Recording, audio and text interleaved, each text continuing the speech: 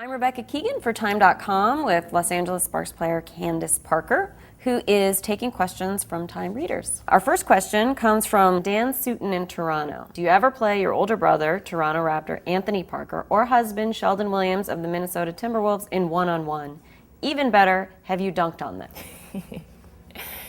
My brother and I are so far apart. He's 11 years older than me. He's the best shooter I've ever seen in my life, so he would probably beat me hands down. But we haven't really played.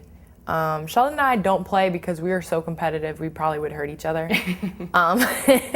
We are super competitive, whether it's, we'll do agility or something like that together, and if it's crossing the finish line, we're pushing each other to cross the finish line, things like that. So we're too competitive, and we've thought for the sake of our daughter, we wouldn't play each other in one-on-one. This one is from Luke Denker in Belton, Missouri. Do you think they should create co-ed league sports on a professional level? I really don't feel like we could play, especially in basketball, in a professional league with men. I think it's great that young girls have a WNBA to look up to now, and I think that we're continuing to make strides forward. When do you think the salaries of professional female players will begin to approach the average salaries of male players? We're still starting off, from the ground up, like the NBA did back, in the 50s when their salaries weren't, extravagant like they are today. I think eventually, women will get to that point where, and maybe in my daughter's generation, they'll get to that point where their salaries will be similar. You mentioned your daughter, which is probably the biggest thing going on in your life right now, so let's get to some of the questions that have to do with her.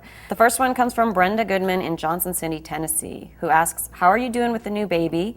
Has Pat, she's talking about Pat Summitt, started recruiting her yet? Well, when I first told Coach Summitt that I was pregnant, she was like, where can we send the papers? Like, we can send the papers, you can sign them, she'll be signed, sealed, and delivered to Tennessee. I had to remind her that my husband went to Duke, so he's pushing for Duke. But I'm doing great. My baby is growing every day.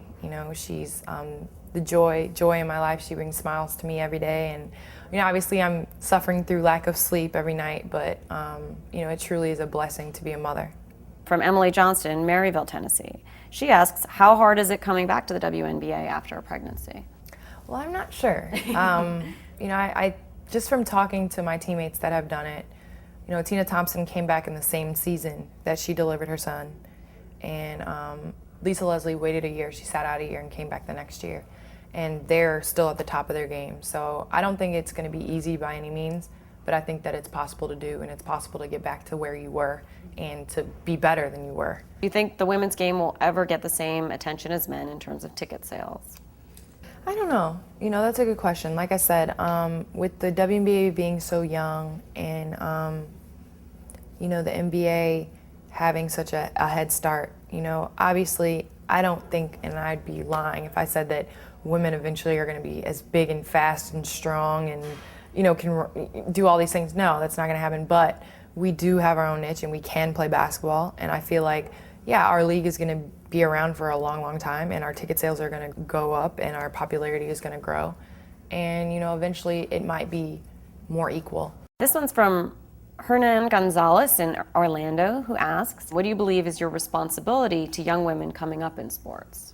Continue to grow women's basketball.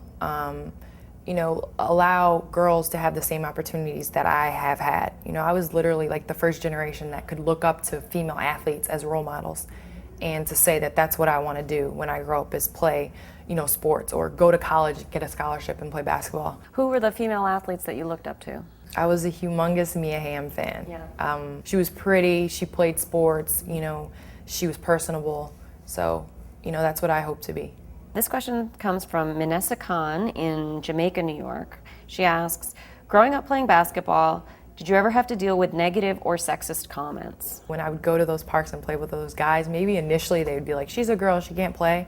But then the next time they were picking me first on their team. So, I would just let my actions do the talking. That's my biggest advice, just go out there and just play. Let your actions speak for themselves, and don't worry about what everybody else is saying. Just concentrate on playing basketball and embrace being a woman and being in sports.